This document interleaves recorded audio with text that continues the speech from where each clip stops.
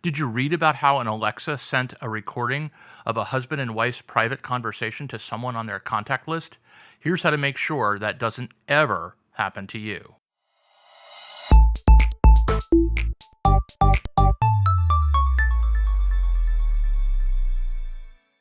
We've all had that uncomfortable feeling that our electronic assistants are spying on us.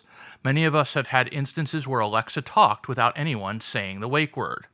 But the creepiness factor of letting Jeff Bezos into all of our homes turned itself up to 11 when we read the story of a Portland family whose private conversations were sent to a friend. Amazon responded to ZDNet's outreach to explain that the incident was extremely rare, occurred only because of an odd combination of Alexa mishearing the wake word and a series of unfortunate events, as an Alexa tech support guy also told me. I don't know about you, but I'm not one for playing the odds. I have an Alexa in just about every room, have conversations that are not only just personal private, but national security and corporate confidentiality private. I do not want to take any chance that random utterances get plastered to my contact list, especially when I work with companies that are in direct competition with each other. One choice was to simply remove all the Alexas from our household, but I'm lazy. I can't imagine turning on a light by hand anymore or pressing keys on a calculator to do math. On the other hand, I also don't want to make calls or have conversations locked inside of a cone of silence in each room. Given that the series of unfortunate events started with Alexa's ability to make phone calls and have access to our contact lists, I went into the app both on the web and in my phone in a fruitless exercise of trying to find settings to turn those features off.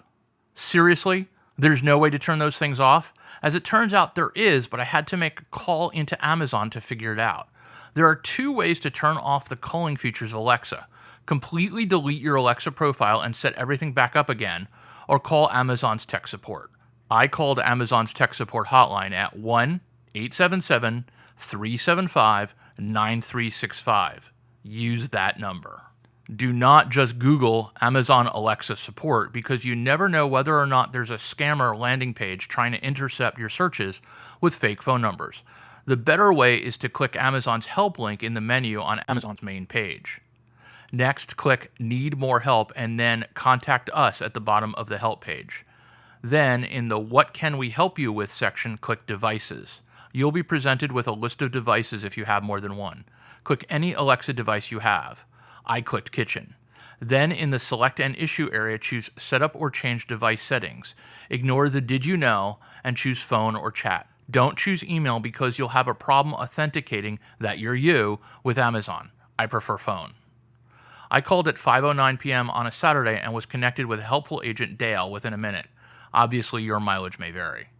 I told him I wanted to make sure Alexa didn't send recordings of my conversations to my contacts, so I wanted to turn off my contacts and Alexa's calling capability. He knew exactly what I was talking about and asked for some identifying authentication information. Once he had that, he was able to disable Alexa's calling for all of my Alexas. I also went through the same process with my wife's account just in case, and calling was disabled for her account as well. So here's how you definitively make sure you're not able to make calls anymore. First, restart or reboot your Alexa app. I feel better with rebooting, so that's what I did. This works for both iOS and Android, but I did it only for my iOS devices. Launch the Alexa app. You will see this message. Click Cancel. Whatever you do, don't click Register. When you get this message when the app first starts, it proves that your Alexa devices are no longer able to send messages to friends. You'll only get that message the first time you launch the Alexa app after you've disabled your calling capability. Even though you got that register notice on launching the app once, there are two other places you might click that could accidentally turn on the feature. Let's go through both so that you're prepared and don't accidentally turn calling back on. First, click the conversation icon at the bottom of your screen. You should see the setup message again. This will show up every time you click that icon.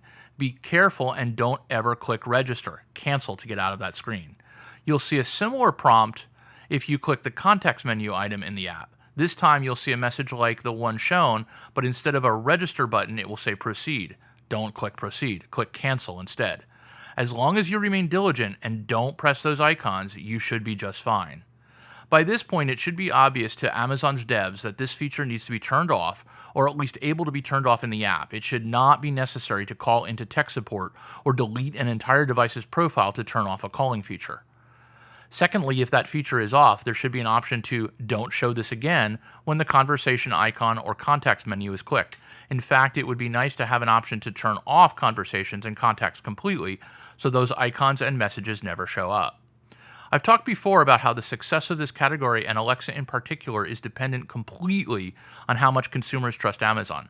Errors do happen, but when it comes to giant cloud-based installations, AI-based assistants, and trust, well, we've all watched enough science fiction to know that things often end badly. Amazon and the other AI assistant vendors need to show that they consider any possible breach of customer trust a DEFCON 1 level event. In this instance, instead of reading an article by a ZDNet columnist about how to turn off the accidental calling feature, Amazon should have wholesale disabled this capability for all users worldwide, then given users the option to turn it back on if they wanted. Leaving it enabled with such an open question or rare but possible series of unfortunate events leaves open the possibility other users might report similar breaches of trust and confidentiality. If consumers read about 2 or 3 of those breaches of trust in a row, the entire Alexa brand will be dead as we all toss our devices into the trash heap of history or demand refunds from Amazon. Finally, a personal note. I'll forgive Amazon almost anything, including this relatively rare bug that spies on some people because they picked up The Expanse when Sci-Fi dropped it. Point definitely to Amazon. My name is David Gortz for ZDNet. Thank you very much for tuning in and have yourself a very good day.